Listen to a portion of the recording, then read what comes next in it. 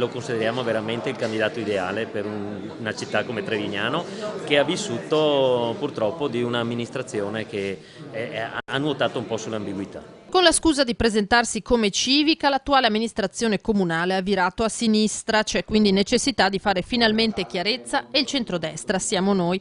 È il senso della presentazione del candidato sindaco di Lega, Forza Italia e Direzione Italia a Trevignano, il 48enne Pierluigi Sartor, geometra e consulente del Tribunale, attuale consigliere comunale a Montebelluna. Sartor ha già in mente le priorità su cui lavorare. Sicuramente la rivisitazione del progetto del centro di Trevignano. Noi abbiamo un'idea rivoluzionaria che è questa, che darà prospettiva per le prossime generazioni. Non mi riferisco ai prossimi 5-10 anni, vado molto più in là. Sicuramente il sociale, lo sportello famiglia è la nostra prima priorità, e sicuramente il lavoro soprattutto per i giovani e soprattutto il sociale. Io penso soprattutto alle persone più deboli e quindi l'istituzione di un fondo di solidarietà per le persone in difficoltà, che io so essere tante. Chiara la sua posizione sull'accoglienza dei profughi. Rigore e umanità. Se chi chiede, il richiedente asilo, non ha titolo per star qua perché non è profugo di guerra, va sicuramente trattato con umanità, sicuramente rifociliato e sistemato, ma va rimpatriato.